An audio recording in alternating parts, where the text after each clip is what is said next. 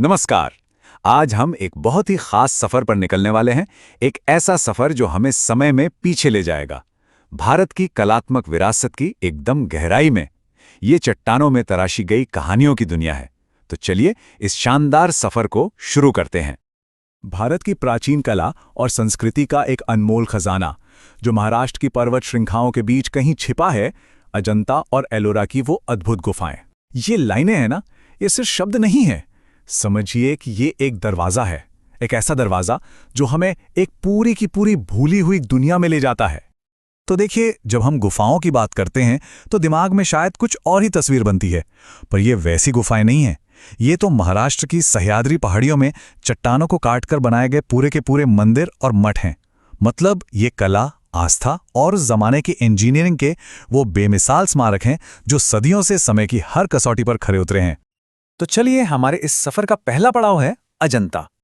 इन दोनों जगहों में से अजंता पुरानी है और इसकी कहानी भी बहुत खास है। एक ऐसी कहानी जो पूरी तरह से सिर्फ एक ही आस्था को, यानी बौद्ध धर्म को समर्पित है। अजंता में एक दो नहीं, पूरी 30 गुफाएं हैं जिन्हें चट्टानों को काटकर बनाया गया है। और कमाल की बात यह है कि ये सभी की सभी सिर्फ और सिर्फ बौद्ध धर्म को समर्पित हैं। मतलब यहाँ की हर एक नक्काशी, हर एक पेंटिंग, सब कुछ बौद्ध भिक्षुओं की जिंदगी और उनकी शिक्षाओं के ही इर्द गिर्द घूमता है। और इन गुफाओं का इतिहास तो सच में हैरान कर देने वाला है। सोच कर देखिए, 2री शताब्दी ईसा पूर्व में यहाँ काम शुरू हुआ, फिर 5वीं शताब्दी में इसे और भी शानदार बनाया गया। लेकिन फिर ये गुफाएं सदियों के लिए मानो गुमनामी के अंधेरे में खो गईं। और फिर 1000 साल से भी ज्यादा वक्त के बाद 1819 में एक ब्रिटिश अफसर, जो असल में एक बाघ का शिकार कर रहे थे, उन्होंने अचानक इन्हें फिर से खोज निकाला। क्या कमाल की कहानी है। कहते हैं कि अजंता का असली दिल तो उसकी दीवारों पर धड़कता है। ये दीवारें सिर्फ पत्थर की नहीं हैं, ये तो कैनवस हैं। ऐसे कैनवस जिन पर कमाल के फ्रेस्को पेंटिंग्स के जरिए बुद्ध के जीवन और जातक कथाओं को जिंदा कर दिया गया है। हर एक तस्वीर अपने आप में एक पूरी कहानी है, जो आज भी, इतने सालों बाद भी उतनी ही जीवंत लगती है। अच्छा, अब हम आगे एलोरा की तरफ बढ़ें, उससे पहले जरा एक नज़र इस पर डालते हैं। ये दोनों जगहों के बीच का जो फर्क है उसे बहुत अच्छे से समझाता है। देखिए, एक तरफ है अजंता, जो पूरी तरह से बौद्ध धर्म पर केंद्रित है और अपनी पेंटिंग्स के लिए मशहूर है। और दूसरी तरफ है एलोरा, जो बिल्कुल अलग है। ये अजंता के बाद के दौर में बनी। यहाँ एक नहीं बल्कि 3 धर्म एक साथ मौजूद हैं। और यहाँ का मेन अट्रैक्शन पेंटिंग्स नहीं, बल्कि बड़ी बड़ी विशाल मूर्तियां हैं। तो चलिए अब चलते हैं एलोरा। तो लीजिए, हम आ गए अपने सफर के अगले पड़ाव पर, एलोरा।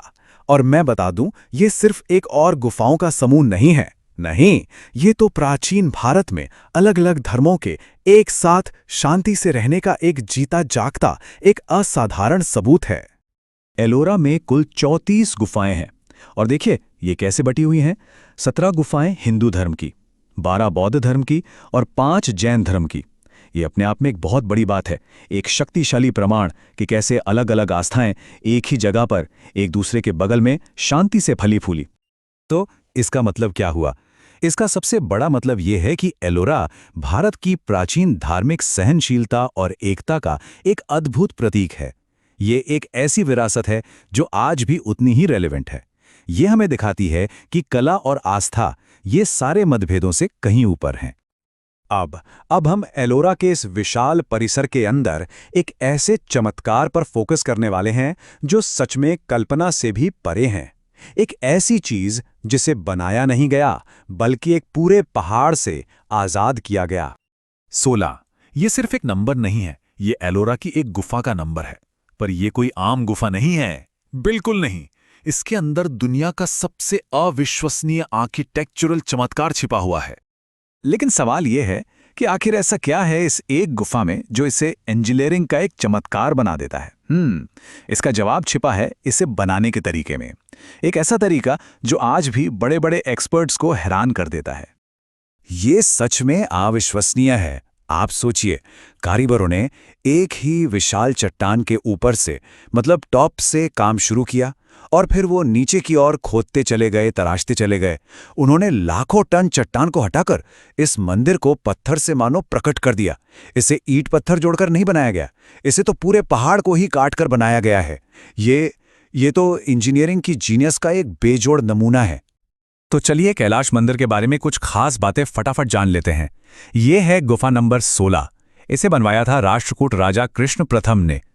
ये दुनिया का सबसे बड़ा मोनोलिथिक स्ट्रक्चर है, मतलब एक ही चट्टान से बनी सबसे बड़ी संरचना। और ये मंदिर भगवान शिव को समर्पित है। तो अब जैसे जैसे हम अपने इस सफर के आखिर में पहुंच रहे हैं, आइए अजंता और एलोरा की इस मिलीजुली विरासत को एक साथ समझते हैं। ये सिर्फ घूमने फिरने की जगह नहीं है, ये तो पत्थर में उकेरी गई भारत की आत्मा का एक अहम हिस्सा है। तो सवाल उठता है कि आखिर ये गुफाएं इतनी जरूरी क्यों हैं? सबसे पहली बात, ये यूनेस्को वर्ल्ड हेरिटेज साइट हैं। ये भारतीय कला, मूर्तिकला और इतिहास की एक ऐसी लाइब्रेरी है जिसका कोई मुकाबला नहीं। ये प्राचीन भारत की क्रिएटिविटी का एक जीता जागता सबूत है। और जैसा कि हमने एलोरा में देखा, ये कल्चरल डाइवर्सिटी और सहनशीलता का एक बहुत ही शक्तिशाली प्रतीक भी हैं। और आखिर में हम बस एक सवाल के साथ इस चर्चा को खत्म करेंगे। जरा सोचिए, अगर ये पत्थर बोल सकते तो ये गुफाएं हमें और कौन-कौन सी कहानियां सुनाती? ये हमें उन हजारों कारीगरों के बारे में क्या बताती जिन्होंने अपनी पूरी जिंदगी इन्हें तराशने में लगा दी? ये एक ऐसा ख्याल है जो इन प्राचीन दीवारों में आज भी गूंजता रहता है।